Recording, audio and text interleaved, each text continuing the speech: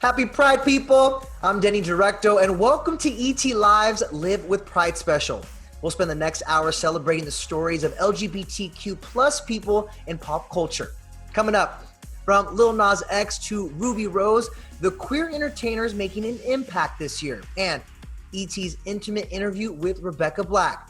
Hear her coming out story in her own words.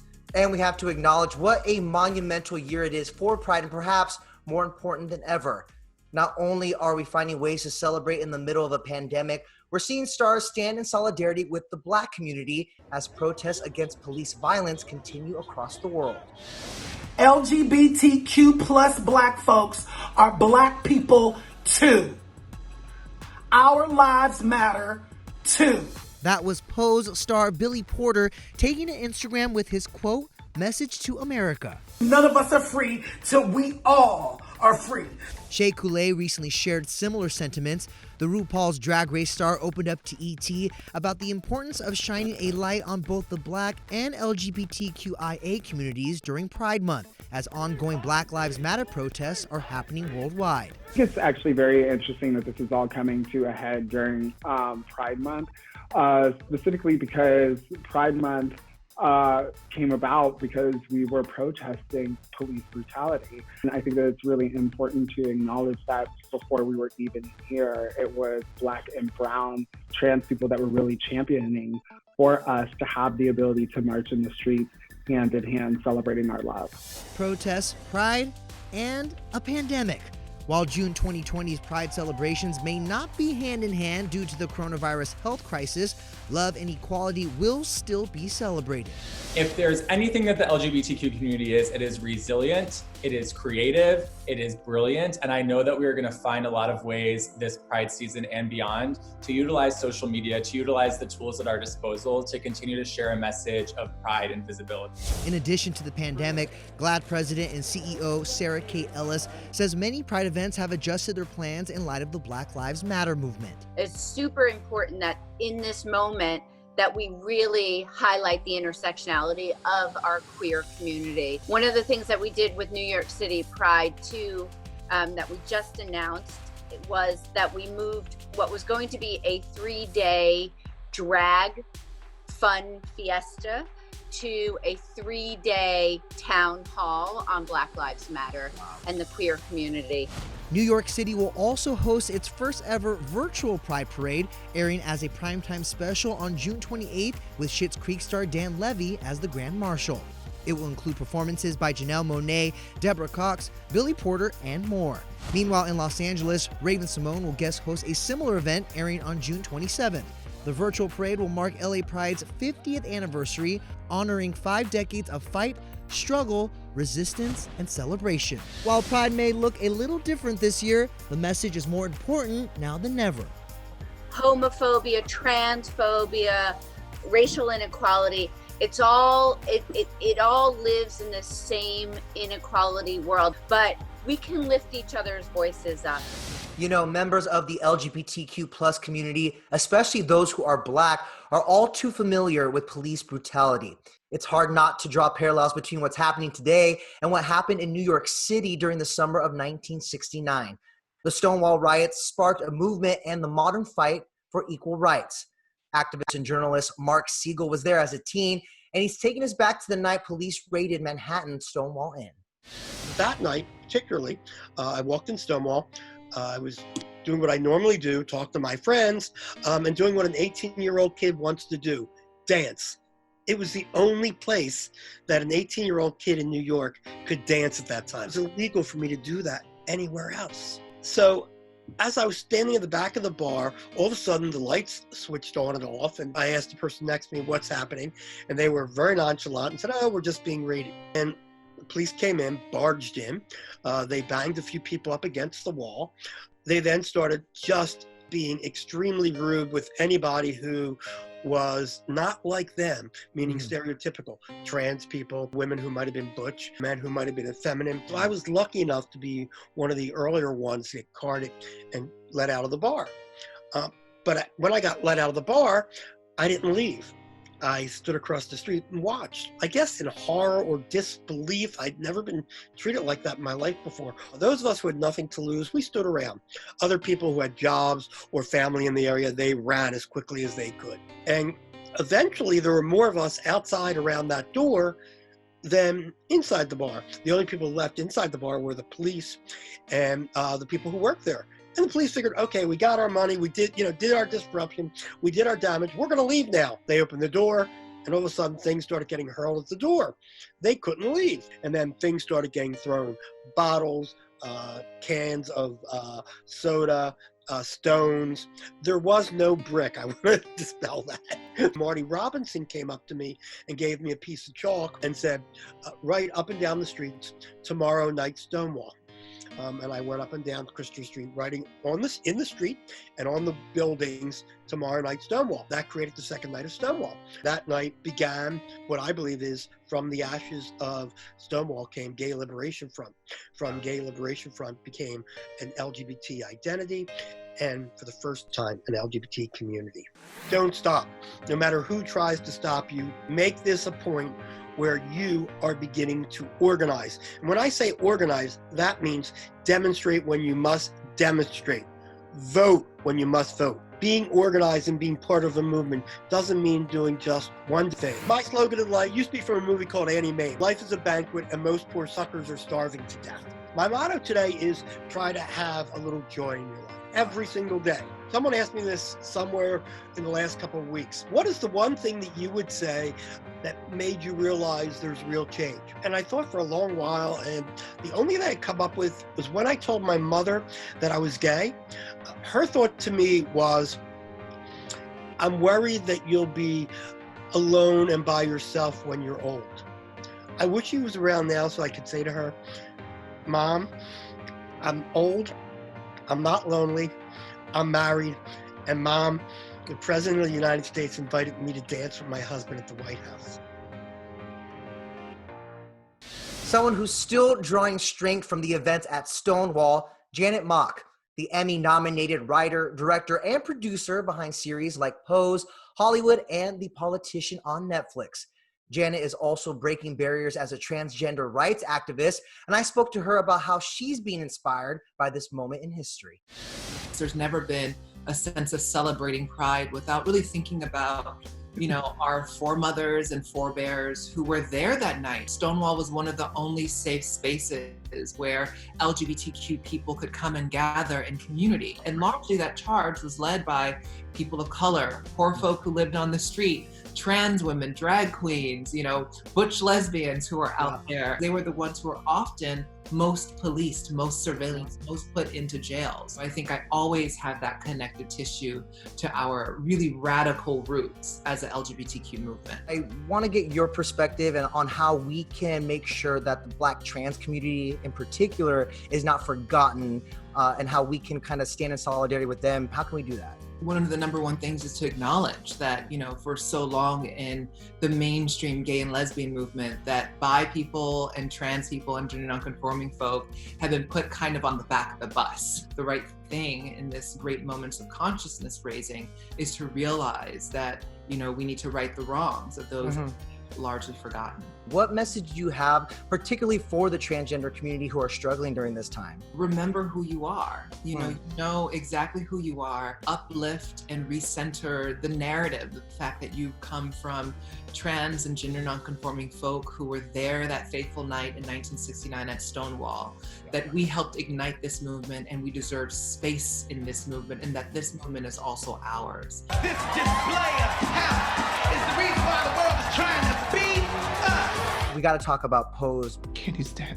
Why was it so important to tell that story, and what was it like for you to have played such a huge part in that? It really was to bring a spotlight on the epidemic of violence that surrounds the lives of Black and brown trans women. Candy's death isn't any different. Well, it should be. And to say goodbye to Candy was so hard, but I think giving her the justice of being able to speak from the other side, to speak her truth, to right the wrongs done against her, and to also forgive her parents who may not have always made the right choices. And I know for a lot of LGBTQ people, the scene with Candy and her parents was cathartic for so many of us who had to struggle with that, had to struggle with who we knew ourselves to be and the people we came from.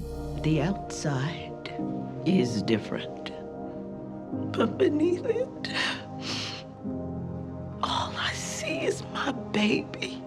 For me, I think that I'm just really grateful that I get to call the shots and have a seat at the table, and then also be making a table of my own with my deal at Netflix, where I'm creating even more stories about our communities. I wrote a script, screenplay.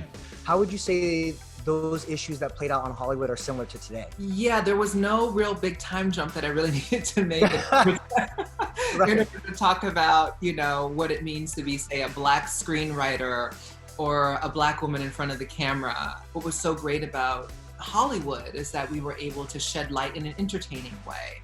You're colored. I love it.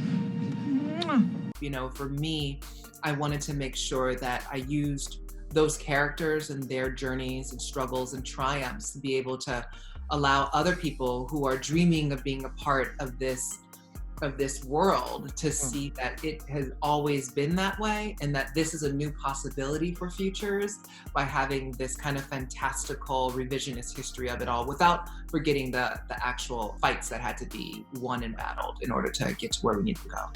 A look back on the life and legacy of AIDS activist and playwright Larry Kramer, who died last month at the age of 84. Time to write our history. That's what it is. History of gays in America. Larry's activism was well known and monumental to the fight against AIDS. I got involved very early on fighting AIDS. No one was paying any attention to what was happening to gay people. In 1982, he co-founded the Gay Men's Health Crisis, a nonprofit assisting people living with AIDS. And in 1987, Larry started the AIDS Coalition to Unleash Power, known as ACT UP, an influential political group working to end the AIDS pandemic. I feel fortunate that I've had such an incredible story to write. Larry is also known for writing his semi-autobiographical play, The Normal Heart, in 1985. The play was later turned into an HBO film directed by Ryan Murphy. He was very respectful and moved and so happy that it got made. It starred Mark Ruffalo as Ned Weeks, an activist experiencing the HIV/AIDS crisis in New York City in the early 80s. Whatever tactics anyone's using, whether on the right or the left today, as far as activism goes, they could pretty much bow down to Larry Kramer and the ACT UP kids, because those guys really redefined what activism was. Television is really the moment, and it's come so far, largely because of the forward thinking and generosity and passion of HBO. The film took home an Emmy for Outstanding Television Movie, and Larry was there with the A-list cast to celebrate. They're all such good actors. Give you the chance how good they are. I mean, I'm sure on some level, Larry Kramer saved my life, because I read this play when I was 14, and it certainly changed my whole worldview. I would like to remember as an artist, as a really good writer, and as a passionate activist.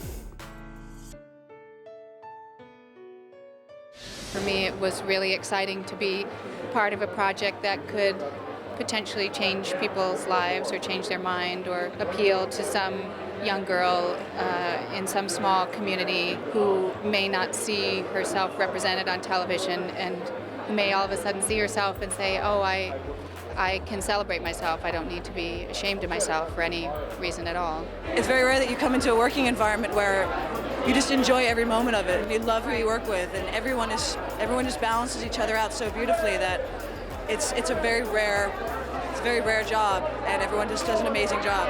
And it also is really wonderful because we're the executive producer is a woman, and you see these characters, they get developed and fleshed out, and there are things that we're being asked to do, and it's not like you're on a show and you're playing someone's wife and you get 2 scenes and that's it. It's very empowering, I would have to say. You just saw it. E.T. was with the cast of The L Word in 2003, right before the groundbreaking series debuted on Showtime. They weren't the first, and they certainly won't be the last group of entertainers to make an impact in pop culture. In fact, this year, is a big one. From Lil Nas X to a hot priest, here are some of the out and proud pop culture icons we're standing in 2020. I don't even think of what I'm doing as very revolutionary. I don't know how to not be gay as hell or black as hell. And Lena is doing just that with her new semi-autobiographical BET series, 20s. Oh, she is very stylish. Or he. It took me a beat to get it done because, you know, the show had to wait for me and had to wait for society to be ready for a show like that. The Emmy winner also wrote Queen and Slim, which came out in the fall, and she starred in season 3 of Westworld. If you meet my character, hold your wallet close. And she's got sticky fingers, but you know, she's also kind of tough, but she's cool. And speaking of tough but cool characters, how about Ruby Rose's portrayal of Kate Kane, aka Batwoman? I need you to fix his suit. The suit is literal perfection. It will be. When it fits a woman. Kate Kane she's cool. She's a very strong woman. She's got a lot of nuances. She's got a lot of things about her that I think people will identify with. Although the 34-year-old announced in May she won't be returning for season 2. Is there something you'd like to report to your squad? No one can take away the fact that Rose was the first openly gay superhero. They think I'm him. I'm not about to let a man take credit for a woman's work. And here's another first. I once dated someone who left me for a stuffed animal. I'm not having my big day, our big day, compromised because Alexis wanted to chill in a tankini for 6 months. Emmy-nominated showrunner Dan Levy playing an openly pansexual character on Schitt's Creek, the hit Canadian sitcom he co-created with his famous father, Eugene Levy. Quite amazing to work with your family for such a formative chapter in your life and have that documented. I'll cherish forever, really. Andrew Scott is another LGBTQIA entertainer making an impact. Well, if you see me in the full shebang, you're gonna lose your mind. You know him as the hot priest in Fleabag. I think it's important to say that the character was called Priest in the script when I read it, and that the internet have taken it and done what they will with it. But yeah, I think I would have been a little intimidated had it been called Hot Priest. Then there's Billy Porter, who is absolutely killing it. I know it's hot. I said good evening and good morning, hooker! The 50-year-old actor's portrayal of Pray Tell on Pose has finally earned him an Emmy and the widespread recognition he deserves. This conversation is about authenticity. It's about the acceptance and the honoring of people's humanity, even when you don't get it or understand it. I don't need tolerance, but what we demand is your respect for our humanity. The end. Pop queen Kim Petras has been making headlines this past year too. I just want to be me and at the same time make music, and I want to be taken seriously as an artist and be a trans girl at the same time, you know? Cheers to us and why we had. Let's keep dancing on the broken glass. The German singer-songwriter recently teamed up with Kygo on his Golden Hour album, and she spent quarantine recording her next record in a makeshift studio in LA. I feel, and I'm really proud of what I've done so far, but I always want to take it a step further. 21-year-old Lil Nas X definitely took things one step further when he came out at the height of his Old Town Road fame. I got the horses in the bag, horse stock is attached. I just feel like this year there's been so much growth, like beyond just, you know, the fame and fortune, like mentally, spiritually, I've grown so much. Not only did he exceed expectations of being a one-hit wonder, he went on to win 2 freaking Grammys. Yeah, I felt the energy. This guy's a game changer, and he's changed the game of music forever. I can't believe I'm saying this today to all of you, for the entire world to see. But damn, it feels good to finally do it. It is time to let go and be truly free. When I was younger, I was born in the wrong body, which means that I am transgender. YouTube megastar Nikki Tutorials is just one of the people this past year who shared her truth on the public stage. Another star, singer and activist Rebecca Black, who shared her coming out story to ET. I'm so excited to be this. I'm so stoked to be this kind of person and to live this kind of experience and to be surrounded by a community of people that echoes that as well. don't know if I ever decided that it was the right time to come out. It's something that I sat with for so long, and I didn't know if I'd ever even say anything. I think once I stopped being so afraid of talking about it and being so fearful of what might happen, people embraced it, and then obviously, like, it, you know, people picked it up, and then there it was. What certain queer youth are dealing with being home right now, stuck in positions where maybe they're with family that don't accept them, if I can at least be like some small beacon of hope for someone who's dealing with anything like that, then there couldn't have been a better time, I guess. For somebody like me who is very fluid sexuality-wise, I struggled for a long time resonating with a term that felt so strict. And certain terms are amazing for other people, but they're just not the right fit for you.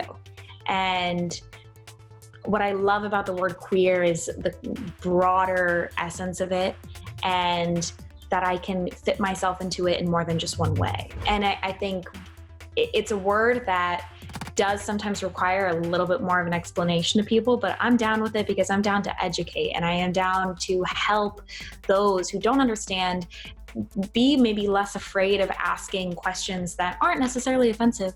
They just are trying to learn.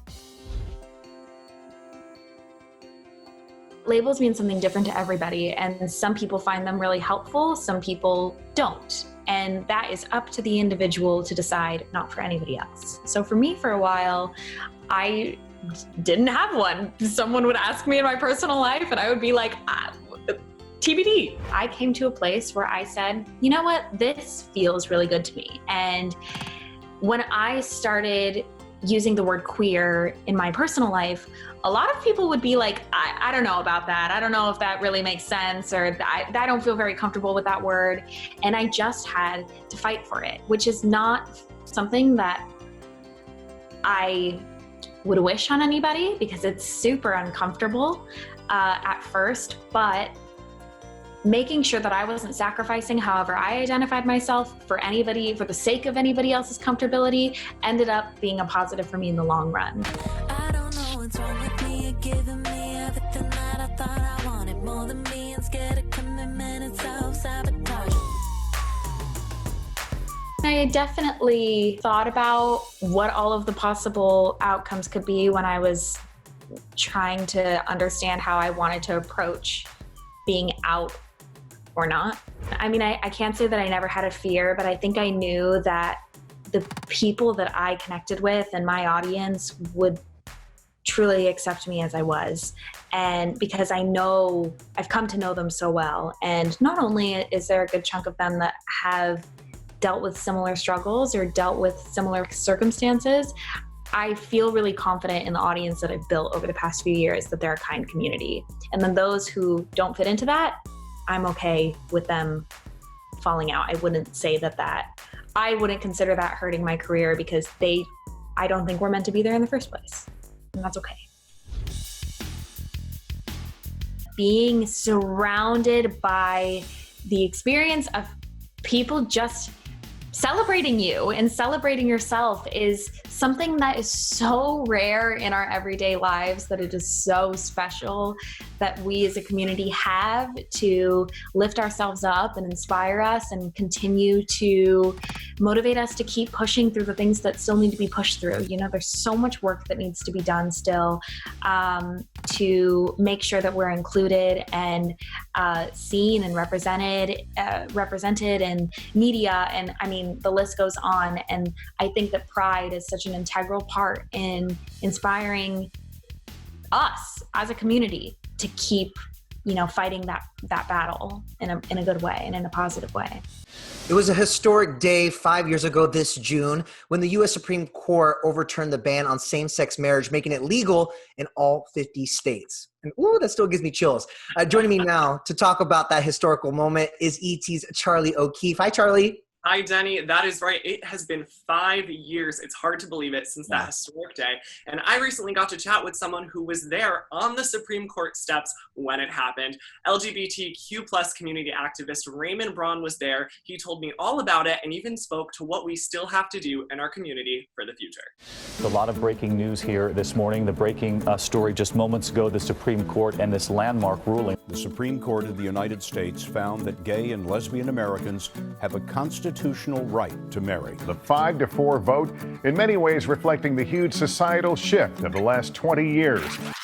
It's 9:30 a.m. and we're going to hear a decision from the Supreme Court in a little bit over 30 minutes. There is a Supreme Court tradition where they send interns running out of the court with decisions and they run them over to the media. And so every time someone's running, people start screaming. We're literally going to find out any second.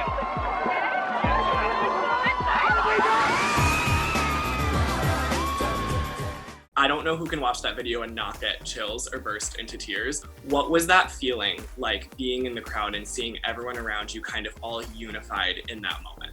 It just all kind of flooded over me, how historic this moment is, truly how much hard work and visibility and activism had gone into creating this moment and recognizing even just the shift in my lifetime. Why did you want to be in Washington, D.C. on that historic day? I basically was in D.C. for that entire month, and I got to know Jim Obergefell, who is the named plaintiff in the case. And every morning that the Supreme Court released decisions, I would go there. And started around, June 1st, and we're working our way through the month, and more people are coming the later that we're getting in the month. And then we kind of realized, I think it's gonna be this day, June 26th. I'll never forget, I didn't sleep the night before. And it was so exciting just being there with so many people who the decision meant so much on a personal level. And the moment the decision was announced is etched in my memory. I will never forget it. It was one of the most elated that I've ever felt. And I was just thinking in that moment of all the people who had worked so hard for this moment and maybe never thought that it would happen.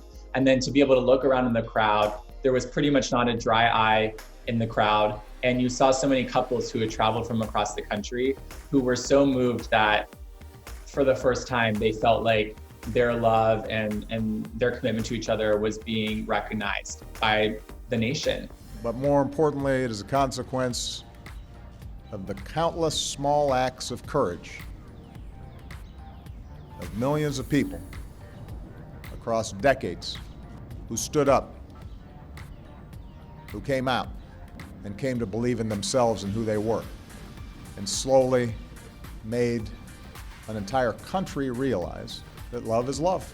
We need moments like that. We need moments to celebrate because we do have so much more work to do as a community in terms of fighting for protections and safety for trans and non-binary members of our community, fighting for LGBTQ employment, non-discrimination protection in housing and in work and in all different aspects of civic participation. There's anti-LGBTQ laws across the country and around the world. Being gay is illegal or can be punished by death in countries around the world. And so we still have so much work to be done, but it's also, I think, important when there are these milestones that we know are going to go down in history to also take part in that celebration and let it charge us up for future events ahead. Wow, Charlie, that was such an amazing and really, really important combo. Thank you so much. Thanks, Denny. From Modern Family to Will and Grace, here's our list of the TV and movie moments that paved the way. I'm so afraid to tell people. Susan, I'm gay. Yep, she's gay, and 2 decades ago, Ellen DeGeneres changed pop culture history forever. I knew that it would be big, but I had no idea that it would be this big. Seen by over 44 million people and known as the Puppy episode, Ellen became the first gay character on TV to come out, both on and off the screen. This is my life. I am taking the biggest risk here, and I'm willing to take the risk because that's how much it means to me. It was the hardest thing that I ever had to do in my life, and I would not change one moment of it because it led me to be exactly where I am today, standing in front of all of you. She's entertained us at the Oscars, received the Presidential Medal of Freedom, and hosted her daytime talk show for over 17 years, all while living openly as a proud gay woman. That felt so great, and it felt so loud. Featuring 2 leading gay characters, Will and Grace changed the face of comedy sitcoms for LGBTQ representation. Are you hungry? What? Are you I'm gay. What? Former Vice President Joe Biden even went so far as to credit the sitcom with helping push America towards marriage equality. I think Will and Grace probably did more to educate the American public than almost anything anybody's ever done so far. The show returned to NBC in September of 2017 for a 3-year run, featuring the original cast, funnier than ever. He's a man, but he's aged into a lesbian. Steven Tyler, John Boyd, Newt Gingrich. Yes. Referred to as the greatest gay success story of 2003 by Out magazine, Queer Eye and the Fab Five gave reality television an unforgettable makeover. I gotta tell you, by the time the bottle gets dusty, the red wine's not good anymore, probably. Known for their ambush tactics and larger-than-life personalities, the Fab Five use their expertise to make over one unsuspecting heterosexual man each episode. Question. Do these always have to be rolled up? Because I prefer them straight. You know, just I prefer him straight too. But it usually doesn't work out. Revived by Netflix in 2018, an all-new Fab Five is back, still making over men and now women across America and beyond. The long-running ABC sitcom Modern Family gave audiences a front-row seat to life in a large, diverse, blended family. We locked our baby in the car and people are judging us. I swear to God, I'm gonna break it! Although they didn't share a kiss on screen until the second season, Mitch and Cam took viewers through the ups and downs of their captivating relationship. Last year, I flew back from New York next to a baby who was very upset the entire flight, and it was hell. I was on that flight with you and I don't recall. Oh, I get it. You're talking about me. It's very funny. Their family quickly expanded, and millions of viewers watched as an openly gay couple handled adopting and raising their daughter, Lily. Well, no, we each have our own gifts. It's easier for me to stay calm in the face of, oh my God! Oh my God! Ryan Murphy's musical dramedy Glee introduced multiple LGBTQ students to the halls of William McKinley High. From the love stories of Kurt and Blaine to Santana and Brittany, the show gave queer teens around the world hope for their own high school romance. I'ma get your heart racing in my skin tight jeans, be your teenage dream tonight. The hit show progressed even further by adding transgender student Unique Adams to the classroom during season 3. Behind the brick and barred wall of Litchfield was one inmate who shared a very personal prison story. I need some of these. I made my own. Couture. Portrayed by Laverne Cox, the groundbreaking character of Sophia Bursette made history as the first trans woman of color in a leading role on a mainstream scripted television series. Because of the internet and because of social media, trans people we have our voice now, and we are letting our voices be heard, and we're willing to be visible. There's so many amazing trans folks out there who are telling their stories and sharing their stories and saying this is how our stories should be told. In 2014, Laverne became the first openly transgender person to appear on the cover of Time magazine and be nominated for a Primetime Emmy Award in an acting category. And I've given countless Emmy speeches in my shower.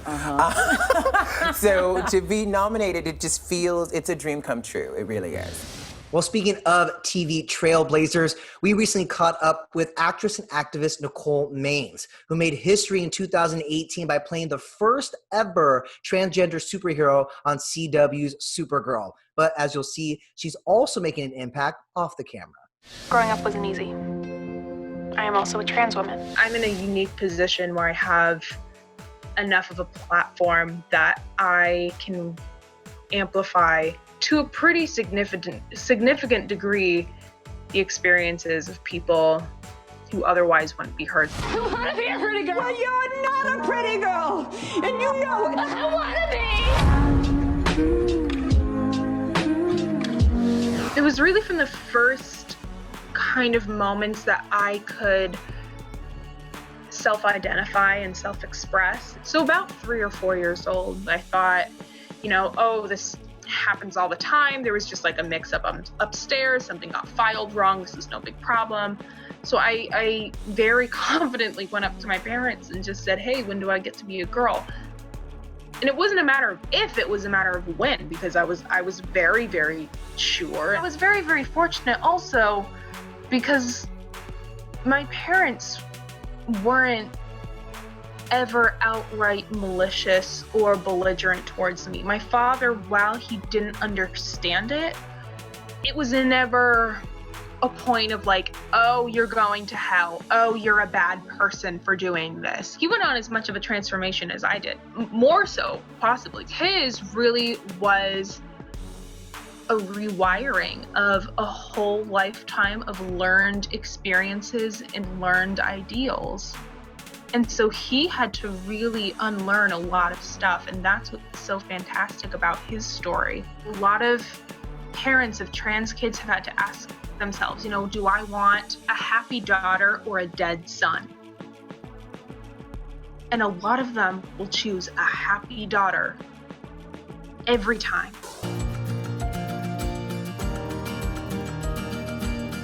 In 2007, I had been using the girls' bathroom in my elementary school, and everything was going fine until a male student's grandfather caught wind of it, thought that my using the girls' bathroom wasn't okay. We filed on the grounds of unlawful discrimination because as of 2005, sexual orientation and gender identity were a protected class under the Maine Human Rights Act. And it went to the highest court in the state, and they ruled that, you know, no, this was on the books. You broke the law. And that was the first time that a court at that level had ruled in favor of a transgender family, and it set a precedent for other cases like that. It's about making sure that you know what your rights are and protecting yourself, because at the end of the day, that's what it's about. It's about everybody feeling comfortable and safe in their own skins. We don't have to wait for a new day. We are the new day. The only pressure I feel is the pressure to continue using my platform to advocate, but I think that's a good pressure. I did not set out to be a trans superhero. Maybe when being transgender is not a radical idea and being gender fluid is not a radical idea, and popular opinion has shifted to believe that gender is a spectrum, maybe kids who feel like that won't feel alone from the get-go. And I think it's so easy to get angry and sad and feel overwhelmed. And I think Pride is a time to recognize all of that, but let all the sadness and the anger attached to that go and just celebrate how far we've come.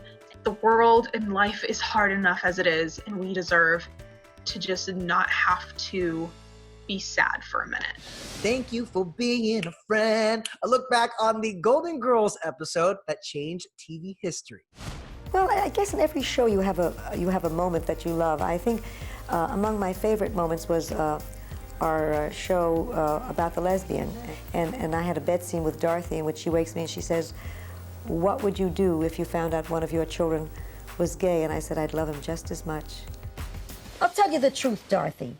If one of my kids was gay, I wouldn't love him one bit less. I would wish him all the happiness in the world. It's because you're the greatest mother in the world, and I love you. Now let's turn to the famous families redefining parenthood and inspiring the next generation. Parenting is a very big responsibility, as we all know, but I love every single minute of it. They are my inspiration. That was singer Ricky Martin opening up to ET back in 2014 about parenting twins Mateo and Valentino, who were born in 2008 via a surrogate. Since then, Ricky added a daughter, Lucia, to the mix in 2018, and a baby boy, Ren, a year later. The Puerto Rican pop star and husband Juan Joseph are among the many A-list celebs who are starting families on their own terms. Neil Patrick Harris and David Burtka, one of the most famous same-sex couples in Hollywood, welcomed Gideon and Harper via surrogate in 2010. And reality TV stars, designers Nate Berkus and Jeremiah Brent are also proud parents to 5-year-old daughter Poppy and 2-year-old son Oscar. We're the only family currently, gay family like us, with 2 fathers on TV with 2 kids right now. And it's not just same-sex celebrity parents serving as role models, but also straight celebrity parents who are supporting their LGBTQIA children. Where is he? She's at home. They're with Grandma. That was actress Charlize Theron on The View in December 2019, correcting the pronoun Joy Behar used for her 7-year-old adopted daughter Jackson, who was assigned male at birth. In a 2019 interview with Pride Source, the 44-year-old opened up about how even she is still learning. Charlize said, quote, "It became harder for us the older she got that people were still writing about her in the wrong pronouns. And also, I was still talking about her in the press using the wrong pronoun." Charlize went on to say it really hurt her daughter's feelings, adding, "My daughter's story is really her story. And one day, if she chooses, she'll tell her story." In 2017, basketball star Magic Johnson opened up to Ellen DeGeneres about his son EJ's sexuality and the importance of supporting him. So you gotta support your child, because there's so many people who try to discriminate against them. So they need you to support them, because if you don't support them, who's gonna support them and love them? Magic's wife, Cookie, who wrote a chapter about EJ in her 2017 book, echoes her husband's sentiments during an interview with ET that same month. It took me a long time to understand, who he was and to get on board. And I wrote that chapter because I want other young parents to understand, don't wait so long. And mom, Ellen Pompeo, is an ally. The Grey's Anatomy actress and mother of 3 consistently uses her social media platforms to spread awareness and support. GLSEN has a week-long campaign called Respect Everywhere, where we're celebrating those who educate, inspire, and support our LGBTQ youth. They're not alone out there. There's support, there's GLSEN, there's a community. Reach out, we love you, sending you big hugs, and a giant virtual kiss. Thinking of you all. Another trailblazing parent, Andy Cohen. The self-proclaimed king of midnight fun is dad to 1-year-old Benjamin. And ET's Nichelle Turner caught up with the Bravo host who dished on fatherhood and what he gave new dad Anderson Cooper's son, Wyatt. First of all, you are giving major zaddy vibes right now in this quarantine. You get that, right? Well, that's because I am a zaddy. You are. I was like, ooh, come on, zaddy, with the full beard and the salt and pepper, looking good. Thank you. I appreciate it. Oh, I think Ben needs a sibling. Are you done? Do you want Ben to have brothers? I would love another. It's kind of weird time. Surrogacy just passed in New York, so, we'll see. Anderson as a daddy? Yes. Oh my gosh. Okay, have you seen Wyatt? Have you gotten to snuggle with him? I've seen him from afar, and I get a new picture every day, and he's so cute, and he's wearing all of Ben's hand-me-downs, and he's got a great wardrobe ready for him. And it's so funny because I just sent Anderson a picture of Ben in his pajamas this morning. I go, "Do you like these?" He goes, "I love them. I can't wait." So I said, "Okay, when Ben outgrows them, they're heading to you." So we have a little funnel of clothes from my house to his. I love that. And is it true that you gave Anderson your nanny? I did. My nanny now works for Anderson. Oh, that's nice. So that's working out well for everybody. Yeah. Do you guys Zoom or do you just kind of... We FaceTime today for about a half an hour. So we either FaceTime or talk on the phone. We text all the time. What has surprised you most about Anderson as a father, or has anything even surprised you? Nothing surprised me yet, because this is what I expected. I expected him to love it and be tickled and be sweet and be cooing. And so it's exactly what I thought would happen. Child of NBA superstar Dwayne Wade, Zaya is becoming an LGBTQ icon in her own right. She came out as transgendered at 12 years old and has been publicly supported by her father, as well as stepmother actress Gabrielle Union. Let's take a look at the family's journey of spreading love and acceptance.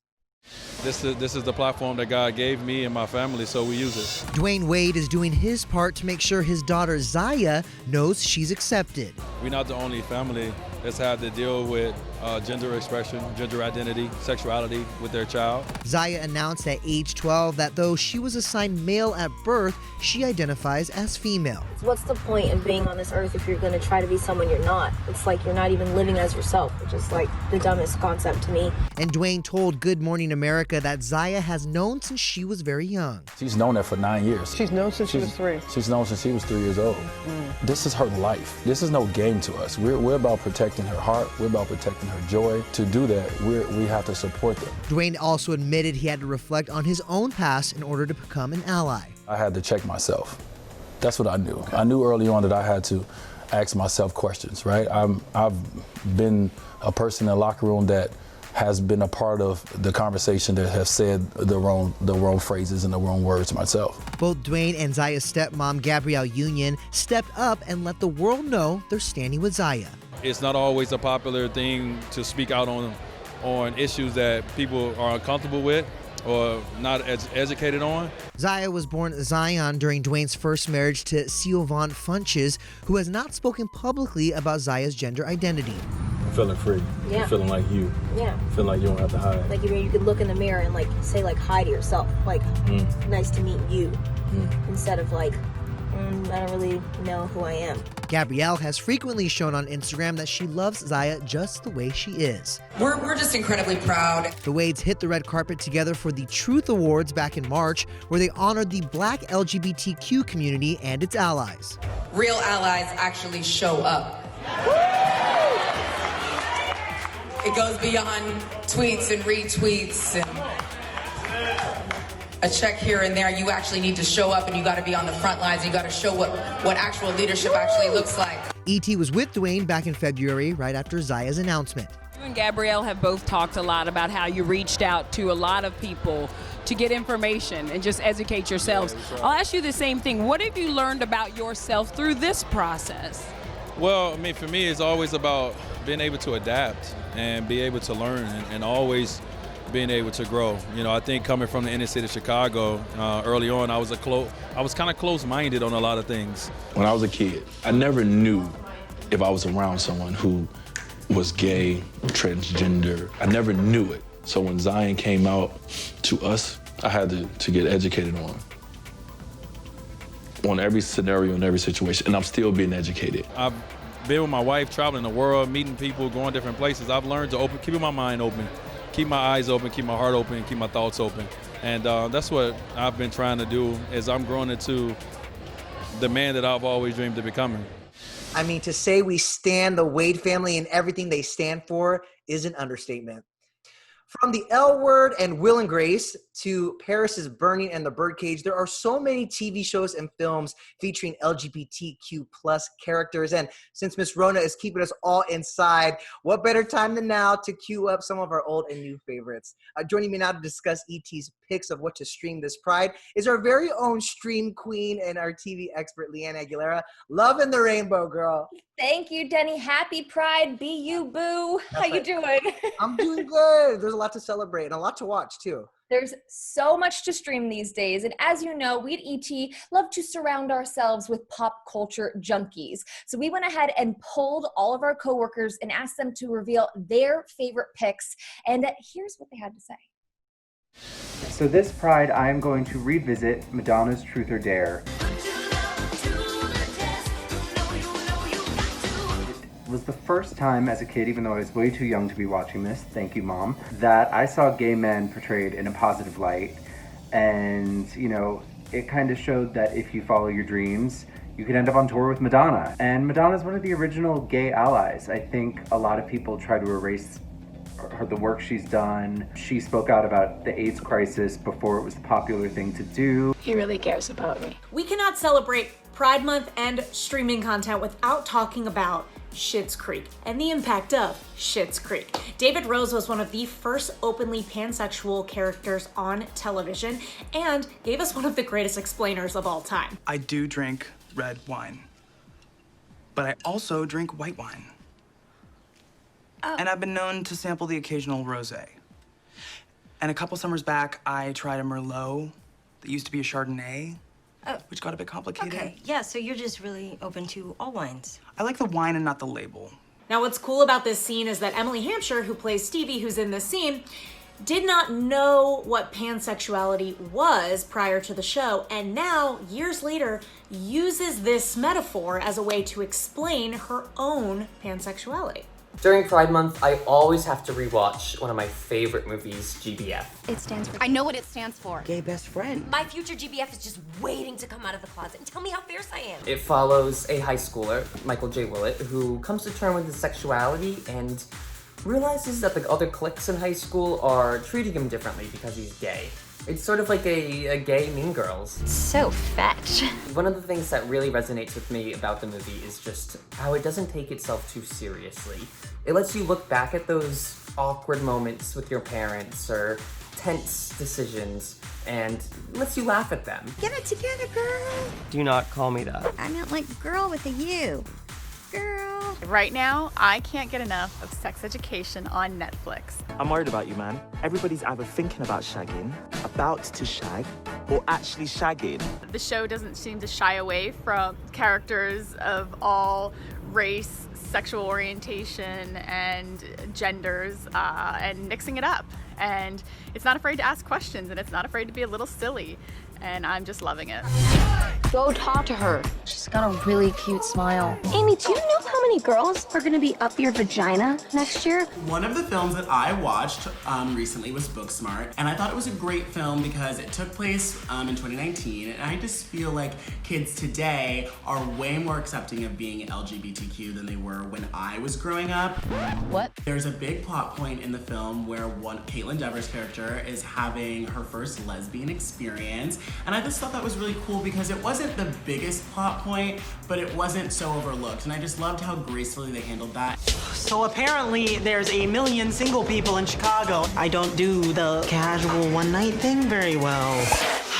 Freeform's The Thing About Harry, which is actually the first queer rom-com in TV movie history. This movie has everything. It has romance, friendship, humor. It is so good, and you are in for a treat. I actually got to sit down with the stars, Jake and Nico, recently in our ET studios, and this is what they had to say discussing why this historic movie is so important. One of the biggest parts of why I was so excited about the movie is that Sam, he's not only queer, he's super into politics. He wants to use his queerness to change the world, to make the world a better place.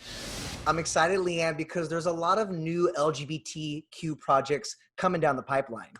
Oh my gosh, Jenny, so many good new ones. The one that I'm most excited about right now is Love, Victor, and that is a new TV series coming to Hulu, and it is set in the exact same world as Love, Simon, and it follows a young high school freshman in the same high school who's trying to navigate his world and coming out when it's not so much of a picture-perfect ideal setting. It is so sweet. It's got so much heart. I cannot wait for you to see it. And I can't wait because also props to Hulu. This features a queer person of color, okay? So props all around. I can't wait for that. It is so amazing. But if you are looking for even more things to stream this June, do not worry because there are brand new episodes of Stream Queens premiering each week on ET Live with new episodes on Thursdays. That's right. Can't wait. Thanks, Leanne. Thanks, Denny. Happy Pride. Now, you didn't think we were going to talk about LGBTQ plus TV shows without referencing RuPaul's Drag Race, did ya? Joining me now is Bryce Sander, who actually spoke to the season 12 queens. And Bryce, not even a global pandemic is going to keep these queens from celebrating Pride, huh? Not at all. Hey, Denny. So yeah, these queens with no art supply stores, no fabric stores, no nightlife gigs, no parades in the near future, they are still keeping the spirit of Pride alive and proven the show must go on. How are you guys keeping the spirit of Pride alive while we're all stuck at home? Well, sleeping with men is one of them. That. Watching porn. I'm kidding.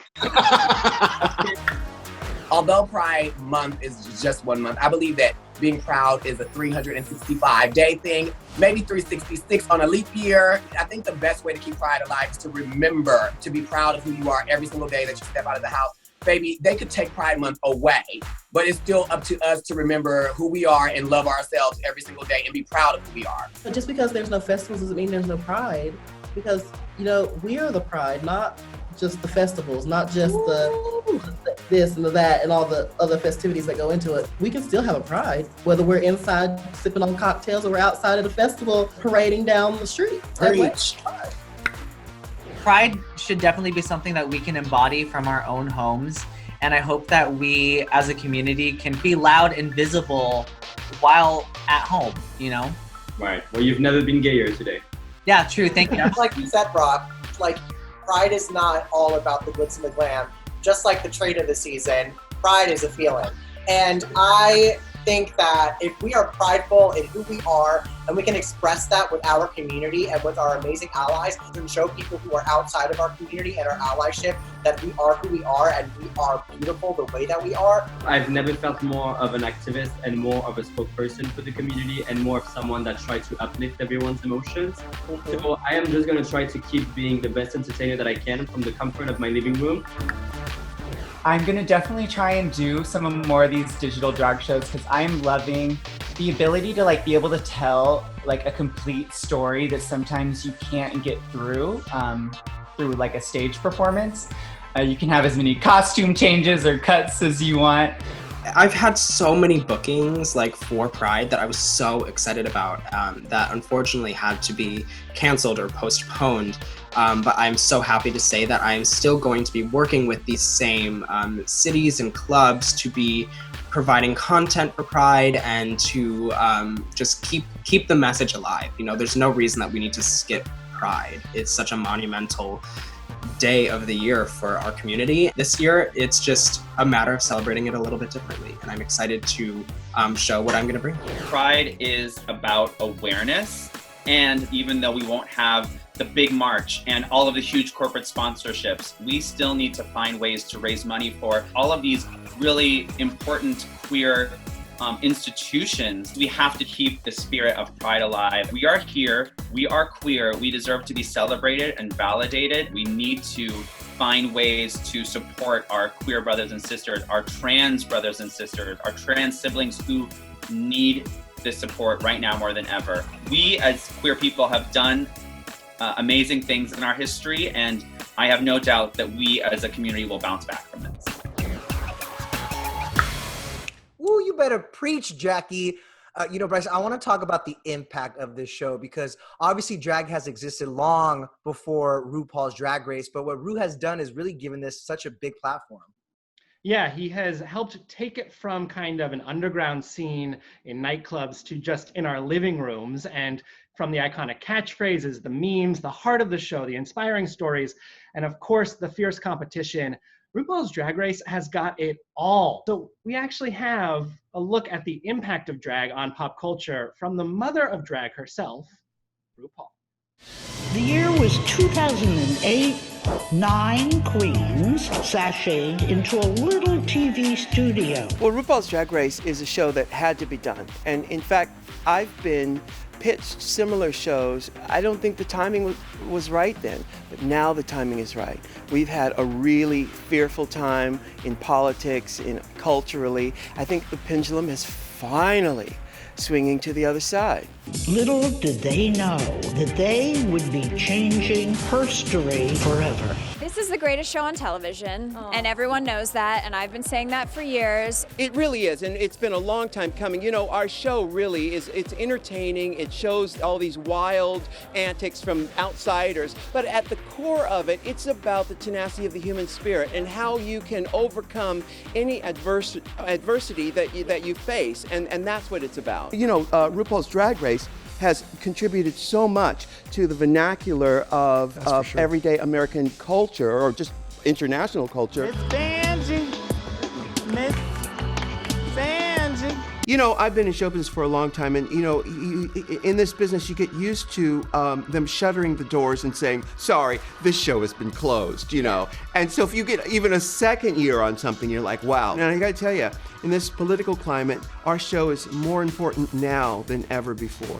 Look over there! You know, you've always said that drag isn't supposed to be mainstream, but of course, you're getting this wonderful mainstream recognition from the TV Academy. How would you say you guys are preserving what drag culture is all about? Well, we still keep it dangerous. I mean, listen, drag is punk rock. It is rock and roll.